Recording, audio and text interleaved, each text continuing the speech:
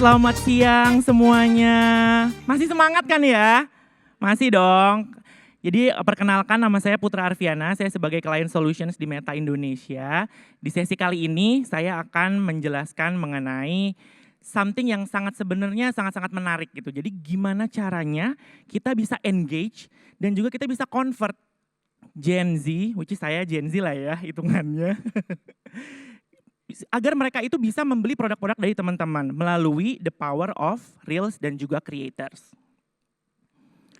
Jadi tadi dari sesi yang dari pagi mungkin udah banyak juga dijelaskan sama rekan saya Nadia, sama sebelumnya juga sama Arinta, bahwa creative diversifications itu sangat diperlukan buat teman-teman menjalankan campaign di Meta. Kenapa? Karena kita di era AI sekarang ini pengen menjangkau audiens yang lebih luas lagi, jadi result purchase-nya itu bisa lebih banyak lagi. Nah, aku di sini akan menjelaskan yang sangat-sangat simpel ketika kita mau menjalankan creative diversifications bisa mulai dari mana. Oke, aku mau nanya dulu di sini, siapa dari teman-teman sekalian yang ketika menjalankan campaign di Meta hanya menggunakan static image aja? Ada nggak? Masih ada nggak di sini? Oh, nggak ada yang ngaku kali ya. Siapa di sini yang udah menggunakan video untuk menjalankan campaign di Meta? Wah, kalau nggak ada yang angkat tangan jadi ads-nya bentuknya apa nih? Aku jadi bingung. Image bukan, video bukan. Gitu. Jadi udah pasti salah satu dari image dan juga video gitu ya. Nah, masih dalam konteks Mega Sale Day sebenarnya user-user ini terutama Gen Z dan Millennials itu mereka bisa terinfluence purchase behavior-nya karena melihat konten video di Meta platform. Gitu. Jadi the next questions, best practices-nya tuh sebenarnya apa sih? Pertanyaan ini banyak banget nih datang ke kita. Apakah harus static image aja? Apakah harus video? Apakah harus gabungan? Itu jadi jawabannya adalah kombinasi format dari ada yang static image dan juga ada video, terutama video yang bentuknya vertikal dan juga di situ ada audionya yang ternyata bisa menghasilkan campaign performance yang lebih bagus lagi. Di sini kita lihat ketika advertiser menggabungkan ada konten image-nya, ada konten videonya, resultnya bisa mendapatkan 7,3% lower CPA-nya. Gitu. Nah, ketika kita berbicara mengenai video di Meta Platforms, itu erat kaitannya sama namanya Reels. Of course, pasti di sini semuanya udah pasti tahu tentang Reels. Masih dalam konteks Mega Sale Day, sebenarnya konten apa sih yang si Gen Z dan Millennials ini pengen cari dari video-video yang mereka lihat di Instagram dan juga di Facebook. Jadi yang pertama, 50% dari user Gen Z dan Millennials ini, mereka pengen mencari konten yang berhubungan dengan promotion. Jadi ada diskon di situ, ada sebuah promosi di situ dari sebuah brand. Yang kedua, 49% dari mereka itu pengen melihat konten yang relevan sama mereka. Relevan dengan interest mereka. Bisa jadi macam-macam. Bisa jadi interestnya ada foods, bisa jadi ada beauty, bisa jadi ada fashion misalnya. Dan yang menarik adalah 45% dari mereka itu pengen melihat konten yang merupakan produk review dari influencer atau dari kreator. Gitu. Jadi ternyata konten-konten yang branded ini yang ada produknya during Mega Sale Day itu ternyata konten-konten yang dicari oleh Gen Z dan juga Millennials. Masih bahasannya mengenai Reels, I believe di sini teman-teman semua udah menggunakan Reels sebagai salah satu placement dari teman-teman menjalankan campaign di Meta. Tapi the next question is, konten yang teman-teman bikin untuk dimasukkan ke dalam Reels ads-nya udah sesuai dengan best practice apa belum? Gitu. Jadi aku mau refresh lagi aja bahwa konten Reels ini bisa diaplikasikan secara organik dan juga untuk menjadi ads-nya. Ada 3 hal penting secara foundation yang bare minimum banget nih teman-teman harus mengaplikasikan ketiga hal ini ketika membuat konten Reels. Yang pertama, kontennya itu harus vertikal. Aspek rasionya harus 9:16. Kita pengen fokus utama dari user ketika melihat kontennya, fokus ke brand-brand dan produk-produk yang kalian campaign-kan. Yang kedua, kita punya stat bahwa lebih dari 60% user mengakses Reels itu dengan audio. Mereka pengen dengerin suara-suaranya gitu. Jadi sebisa mungkin teman-teman ketika membuat Reels konten itu ada audionya. Di situ ada music yang royalty free dan juga misalnya ada voice over atau misalnya ada sound effect. Dan yang ketiga ini nggak kalah penting. Ada di dalam safe zone-nya. Jadi di sini ada di kotak di sini yang kita masukin ke dalam safe zone. Kalau teman-teman punya message, punya teks, produk, logo, itu sebisa mungkin dimasukkan ke dalam kotak yang masuk dalam safe zone tersebut. Kenapa? Kita nggak pengen user itu melihat message-nya itu jadinya ketutupan sama user interface yang sudah ada di Instagram Reels-nya atau di Facebook Reels-nya gitu. Jadi perlu di make sure setidaknya ketika teman-teman membuat konten Reels 3 hal ini. Balik lagi ke tadi insight yang pertama adalah 45% dari user itu pengen melihat konten yang direview, produk yang direview oleh kreator atau influencer. Gitu. Jadi memang behaviornya user-user ini di platform kita 94% dari mereka itu memfollow online personalities. Online personalities itu macam-macam. Bisa jadi ada selebritis di situ, bisa jadi memang ada kreator atau influencer, kita sebut dengan selebgram gitu ya. Ada juga misalnya musisi atau atlet. Tapi memang eksistensi dari kreator dan influencer ini yang sedang rising sekarang, di mana brand bisa bekerja sama dengan kreator tersebut untuk membuat kontennya.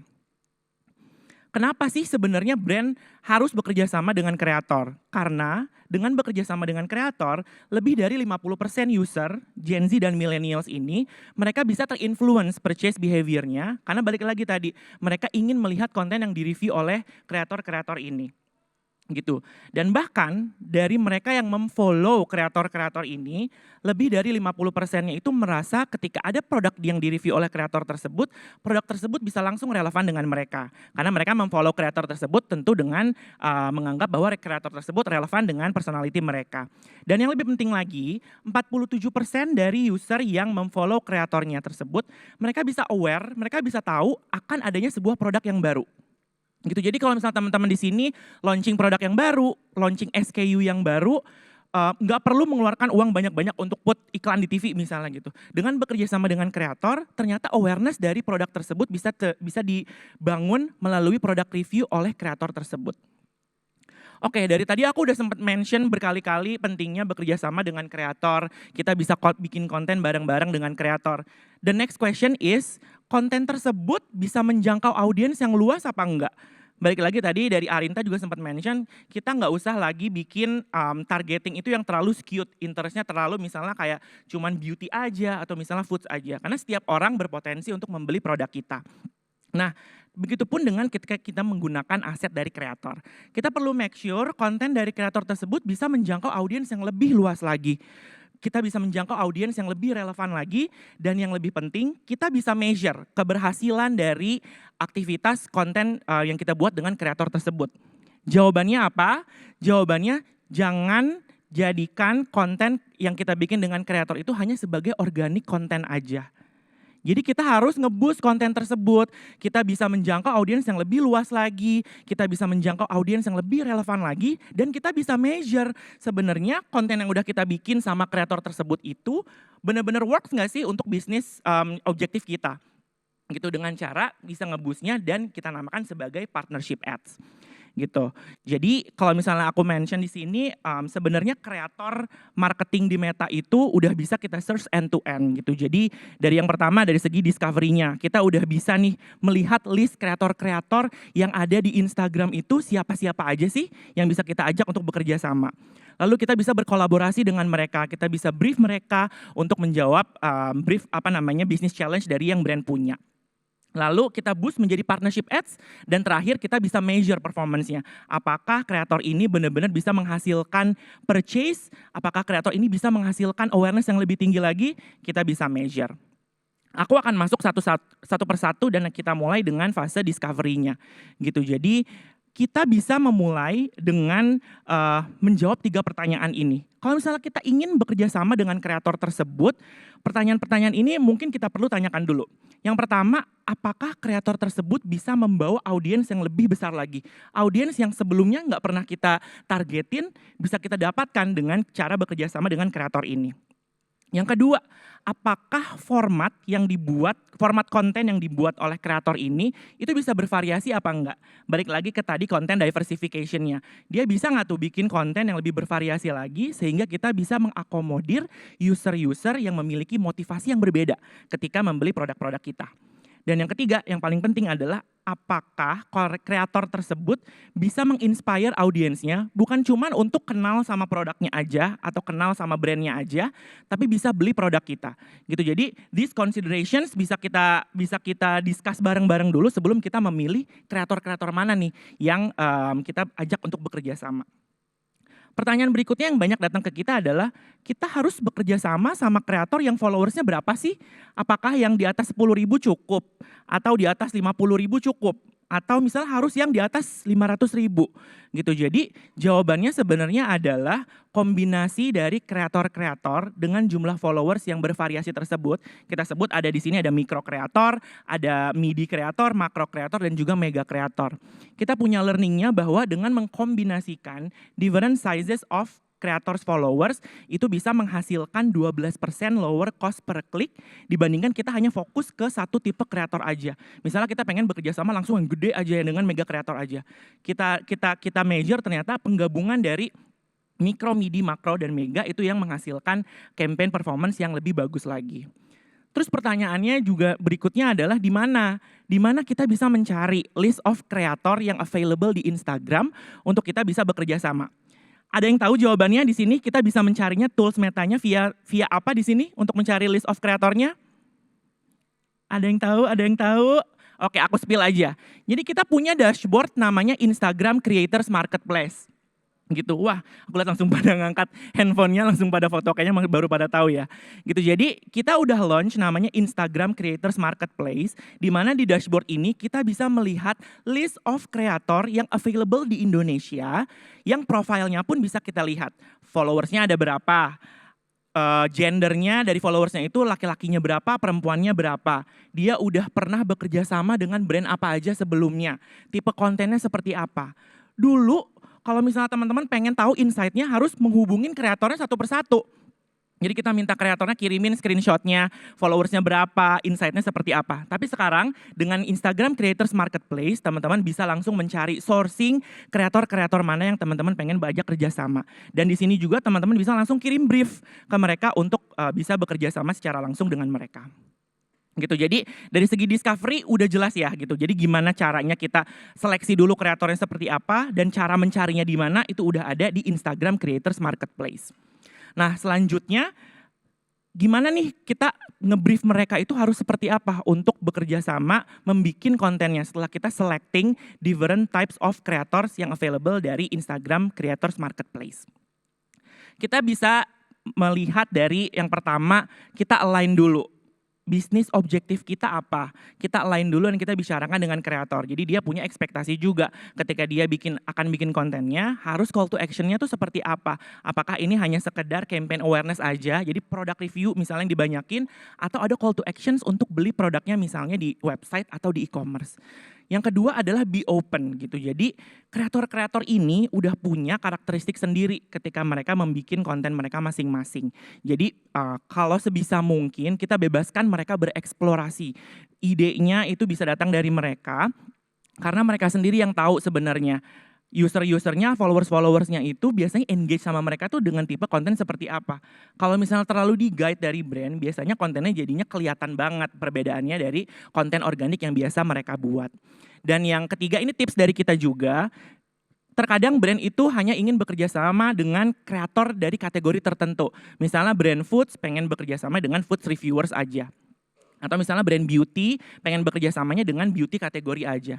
Ternyata sebenarnya ketika kita bisa bekerja sama dengan kreator di luar dari kategori produk kita, itu kita bisa menjangkau audiens yang lebih luas lagi. Tadi ada ilustrasinya juga dari Nadia di pagi-pagi, kalau misalnya orang mau beli sepatu, bukan berarti hanya kita bisa nargetin orang-orang yang aktif di sports aja. Ternyata misalnya kayak orang tua yang butuh jalan keluar juga butuh beli sepatu. Sama halnya dengan pemilihan kreator. Kadang-kadang kita butuh memilih kreator di luar dari kategori produk kita. Nah, kita udah sourcing kreatornya, kita udah bikin kontennya, dan kita udah brief konten tersebut, terjadilah sebuah konten yang dibikin oleh kreator tersebut secara organik. For example, misalnya kita bekerja sama dengan 50 kreator, masing-masing dari kreator itu bikin dua konten, dan jadinya ada 100 konten organik. Pertanyaannya, ketika kita mau nge-boost konten organik tersebut menjadi sebuah ads, menjadi sebuah partnership ads, konten yang mana yang harus sebenarnya kita boost gitu. Jadi beberapa konsiderasi ketika kita memilih konten organik untuk kita boost menjadi sebuah partnership ads.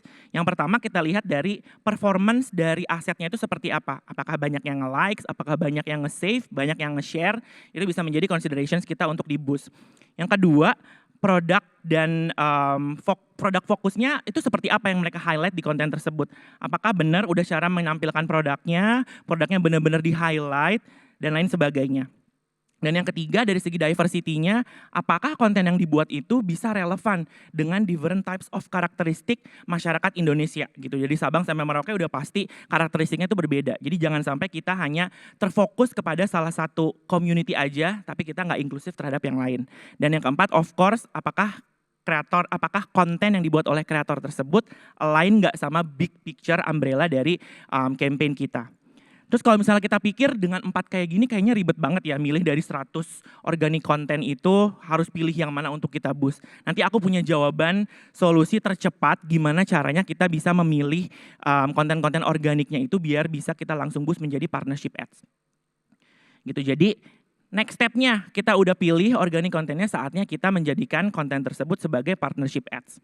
Caranya juga gampang banget gitu. Jadi kita udah mensimplify journey dari connections antara akun brand dan juga akun influencersnya, akun kreatornya untuk mempermudah teman-teman sekalian ketika ingin menjadikan konten organiknya itu menjadi partnership ads gitu. Jadi ada 4 tahap di sini dan tahap-tahapnya ini juga sangat-sangat simpel untuk teman-teman lakukan. Nah di sini tadi aku sempat mention, kita udah punya 100 organic konten dari kreator yang kita bekerja sama. Cara untuk pilihnya, untuk kita jadikan ads, cara termudahnya adalah dengan menggunakan kreator konten recommender. Tadi ini udah sempat dibahas di sesi pagi-pagi. Jadi kreator konten recommender ini adalah sebuah rekomendasi dari sistem AI kita, di mana kita bisa memprediksi dan merekomendasi konten mana nih yang bagus sebenarnya untuk teman-teman semua boost, untuk teman-teman semua jadikan ads, jadi partnership ads. Gitu. Jadi kita ngambil datanya itu dari macam-macam. Yang pertama dari profiling dari creator profile tersebut. Yang kedua dari organic metrics-nya. Jadi shareable-nya, save-nya, likes-nya dan lain sebagainya. Dan yang ketiga kita menggunakan metadata internal kita di mana bisa memprediksi based on click through rate dan juga conversion rate dari historical campaign yang digunakan menggunakan aset dari kreator tersebut. Jadi nanti teman-teman bisa lihat konten yang ini ternyata performanya bagus nih untuk kita boost. Jadi kita pilih konten tersebut untuk kita boost. Nggak perlu semuanya 100-100-nya kita boost. Kita pilih konten yang menurut AI sistem kita prediksikan memiliki hasil yang lebih baik. Nah, kalau dulu akses ini hanya bisa kita akses secara internal di Meta. Jadi tim Meta yang nge-ekstrak datanya, kita akan mengirimkan datanya ke klien dan juga agencies untuk teman-teman semua boost menjadi partnership ads. Sekarang kita launching namanya Partnership Ads Hub. Gitu. Jadi ini baru kita launching. Dashboard ini akan memberitahukan teman-teman list of kreator konten dari kreator yang sudah bekerja sama dengan teman-teman tuh ada apa aja. Jadi di sini kelihatan ya, ada beberapa konten yang memang sudah bekerja sama dengan sebuah brand dan di sini juga ada keterangannya. Kalau misalnya authorized atau misalnya hijau ini berarti teman-teman tuh udah bisa langsung nge-boost kontennya tersebut menjadi partnership ads. Kalau misalnya tandanya merah di sini, unauthorized di sini akan nanti menjelaskan kenapa nih konten belum bisa di-boost menjadi partnership ads. Ada step by step-nya, teman-teman bisa ngeklik aja caranya untuk bisa menjadikan konten ini untuk di-boost menjadi partnership ads. Nah, kreator konten recommender-nya ada di sebelah mana?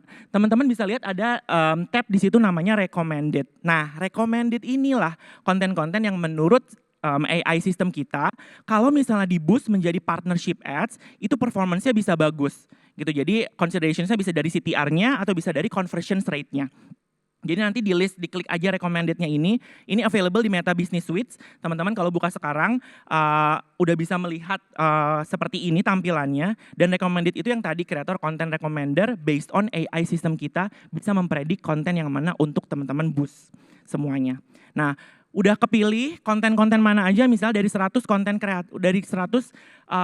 konten organik dari kreator tersebut kita jadikan partnership ads misalnya 10 konten. Nah, kita langsung tinggal masuk aja ke Ads Manager, tinggal di copy ID yang dari recommended tab-nya ini dimasukin ke Ads Manager. Terus emang partnership ads udah bisa digunakan di semua campaign di Meta? Jawabannya iya gitu. Jadi dari segi format, partnership ads udah bisa digunakan di feeds, udah bisa digunakan di stories, dan udah bisa juga digunakan di reels. Dan dari segi objektif pun, partnership ads itu bisa digunakan dari awareness objektif sampai sales objektif gitu. Jadi benar-benar bisa full funnel kita menggunakan partnership ads untuk campaign dari teman-teman sekalian. Bahkan Update-nya adalah untuk campaign kolaboratif ads, untuk campaign CPAS, teman-teman bisa menggunakan partnership ads untuk collection ads gitu. Jadi menggunakan aset kreator, di dalamnya tetap ada produk katalog di mana nanti user didirect untuk klik produk katalognya, masuk ke e-commerce dan bisa langsung beli produknya gitu. Jadi sekarang udah bisa full funnel, semua tipe format ads-nya udah bisa menggunakan partnership ads juga. Jadinya bisa meng-cater kebutuhan dari teman-teman untuk menjalankan partnership ads. Nah, pertanyaan berikutnya, terus kalau misalnya udah ada partnership ads, apakah konten dari brandnya nggak perlu digunakan? Enggak gitu. Jadi jawabannya konten dari partnership ads-nya ini berjalan berbarengan dengan konten dari brand yang memang sudah biasa kita pakai untuk ads. Gitu. Jadi dari segi learning-nya, ketika kita menggabungkan aset brand ditambah dengan aset partnership ads, di boost yang tadi konten dari kreatornya ini, ada result 53% higher click-through rates-nya dan juga ada 71% higher dari segi intent lift-nya. Jadi brand metrics-nya tuh juga bisa dapat. Brand-nya dapat, conversions-nya dapat. Gitu. Nah, mungkin dari semua yang aku sampaikan sampai saat ini semuanya itu berupa teori gitu ya. Jadi nggak sah rasanya kalau misalnya kita nggak mendengarkan case study langsung dari brand yang sudah memang menggunakan partnership ads sebagai part of their always on campaign. Jadi secara singkat mereka udah mulai menggunakan partnership ads di 2024 untuk mengukur brand impact-nya seperti apa, lanjut sampai 2025 mengukur conversion-nya seperti apa. Aku langsung panggil aja partner aku, Katy, sebagai brand manager dari Aqua. Thank you. Terima kasih Putra. Halo semuanya, apa kabar? Selamat siang. Yang di belakang aman semuanya? Bisa terlihat dengan jelas? Oh ada bos saya di belakang, jadi saya harus tampil nih ya. Oke, selamat siang semuanya. Perkenalkan, nama saya Katy, saya dari Aqua. Nah, pada kesempatan kali ini saya mau sharing sedikit kali ya hasil kolaborasi dari Aqua dengan partner tercinta kami yaitu Wavemaker Indonesia. Tentang apa? Tentang gimana sih the power of creator itu yang kita kombinasikan dengan aset-aset kita yang ternyata nggak cuman buat brand lift aja tetapi juga bisa menjadi konversi nyata gitu. Nah, kita tuh di Danone Aqua juga selalu percaya kalau content creator itu atau teman-teman creator itu tuh sebagai kayak temen lah ya yang suka ngasih rekomendasi jujur kayak cobain ini karena ini lihat nih hasilnya seperti ini gitu. Jadi gimana di tengah lautan iklan yang kali ini kita terekspos, gimana caranya suara temen itu biasa yang selalu kita dengerin. Ya gak sih teman-teman? Biasa pada dengerin gak sih teman-teman kalau rekomendasi apa? Ya kan ya makanya itu yang kita mau dengan adanya the power of content creator. Oke. Lanjut, nah biasanya sebelum mulai campaign kita tuh selalu kayak berpikir nih, gimana ya caranya brand kita itu bisa tetap relevan, bisa tetap kayak terdengar lah di maraknya konten-konten yang ramai saat ini. And we found the solutions thanks to Meta dengan adanya Reels dan kita kombinasikan juga dengan the power of content creator ini ternyata bisa menghasilkan sesuatu yang impactful gitu. Jadi nggak cuma dapat awareness-nya aja, nggak cuma dapat brand considerations, tapi apa yang paling penting yaitu adalah brand conversions-nya itu sendiri. Jadi mulai dari ad recall sampai purchase itu improve. And this is how we do teman-teman. Dari sisi brand kita itu banyak sekali meluncurkan atau bikin konten-konten BAU yang langsung dari organik konten kita yang tentunya kita boost ya. Dan kita di sini juga nggak bikin cuma satu, jadi kita bikin bervariasi. Misalnya nih yang kita lakukan pada 2024 Ramadan kita menggunakan salah satu KOL kita yaitu NZ. Kita bikin banyak tab ini mulai dari during Ramadan atau untuk stock up kita bikin. Jadi banyak nih ada banyak variasinya. Terus kita kombinasikan dengan sisi creator. Nah di sisi creator ini pemilihannya pun juga harus kita pilih dengan baik kali ya. Yang dimana kita mau pilih tuh yang relevan gitu dengan audiens yang kita tuju. Kalau misalnya di Aqua sendiri kita kan punya dua produk ya, kita anggapnya ada satu Aqua botol dan juga Aqua galon. Nah Aqua botol tuh biasanya kita lebih mentargetkan Gen Z gitu kan, yang dimana mereka suka grab and go. Jadi pemilihan KOL-nya juga disesuaikan dengan siapa sih yang kira-kira dengerin Gen Z. Atau misalnya untuk Aqua galon nih, karena kan Aqua galon tuh biasanya pemilihan untuk minum di rumah ya kan. Yang kita talking to siapa? To moms, yang biasanya pasti pemilihan galon di rumah pasti ibu-ibunya. Ya gak sih teman-teman di sini yang milih galon di rumah? Ibu-ibu atau siapa nih biasanya? Ibunya di rumah atau mungkin bapaknya? ibu-ibunya ya biasanya ya. Ya itulah, jadi makanya kalau untuk pemilihan dari creators dari Aqua Galon itu sendiri, kita biasanya selalu memilih ibu-ibu. Nah yang paling penting dari semua ini, kontennya itu harus terasa native. Jadi sesuaikan dengan persona creatornya itu. Jadi kan kayak yang mendengar juga merasa, oh relate ya. Jadi once dia terekspos, dia merasa oh ternyata ini iklan loh teman-teman. Kayaknya awalnya kayak mengalir, oh ternyata kita dikasih iklan nih gitu. Terus kedua ini bisa kita padukan yang dimana kita akan boost melalui partnership ads yang tadi udah dijelaskan sama Putra ya. Dan impactnya jauh akan lebih besar. Apa yang kita dapat? Kita dapat higher ad recall dan juga kita dapat purchase intent. Dari ad recall-nya lihat tuh penambahannya ada 5,8 points ya teman-teman di atas norms tentunya. Terus juga untuk purchase intent-nya kita mendapat 3,4 poin yang dibandingkan kalau misalnya kita hanya BYU aja dari brand aja itu cuma 0,9%. Jadi hasil nyatanya itu sangat terasa ya teman-teman. Jadi intinya creator itu bukan cuma pelengkap. Mereka itu memperkuat dan memperluas what we want to communicate to our audience. Oke, next on top of that, dari hasil kolaborasi itu nggak cuma berhenti di awareness teman-teman. Kita juga melihat dampak nyatanya itu ternyata juga ada di conversions. Jadi yang kita harapkan itu audiens tuh nggak cuma ingat kayak brandnya apa sih, tapi juga ada terdorong untuk actions gitu, take actions. Mereka mulai terekspos, abis itu mereka cari deh, oh ini nih. Akhirnya mereka mulai cari, mereka klik dan akhirnya purchase. Jadi ini membuktikan kalau misalnya konten yang relate dengan audiensnya itu bisa menjadi purchase decision pada akhirnya. Nah makanya pada tahun 2025 kita extend lagi nih, kita melakukan juga dari content creators yang sudah dibuat, kita boost lagi melalui partnership ads. Hasilnya teman-teman, nah kita mendapatkan adanya kenaikan incremental di add to charge. Nggak cuma itu, juga di purchase juga ada peningkatan. Dan yang paling penting ada 25% kenaikan untuk search lift ya. Untuk non-brand keywords yang dimana once mereka terekspos dengan iklan kita di Meta, baik di Facebook atau di Instagram, mereka mulai penasaran nih, kayaknya pernah dengar ini segala macam. Akhirnya mereka secara mandiri, secara sukarela mulai searching tuh di search engine masing-masing perihal dengan brand yang tadi mereka terekspos. Nah itu adalah best practice dari kami ya. Yang perlu dipelajari nih sama teman-teman yang kita ambil intisarinya kali ya. Yang pertama adalah tap into a culture. Jadi coba koneksikan brand kita dengan tren yang saat ini ada atau dengan culture yang saat ini sedang digandrungi. Mungkin statue atau apa gitu ya. Sesuai dengan brandnya masing-masing ya, personality-nya brand masing-masing. Terus yang kedua adalah brand dan creator asset itu harus berjalan seirama ya teman-teman. Once kita kombinasikan tentunya hasilnya akan jauh lebih efektif. Jadi kolaborasi brand, kolaborasi ini bikin message brand itu terasa lebih utuh, lebih real dan jadi lebih natural. Jadi lebih mudah diterima untuk audiens-audiens yang kita tuju. Dan yang terakhir nih, once konten-kontennya itu kita amplify, kita boost lagi dengan partnership ads yang udah tadi dijelaskan sama Putra. Nggak cuman menjangkau yang lebih luas, nggak cuman menjangkau reach, tapi juga meningkatkan brand considerations. Dan tentunya apa sih yang kita mau pada at the end tuh apa sih? Conversion saya teman-teman ya, akhirnya akan menjadi purchase. Itu aja sih dari saya.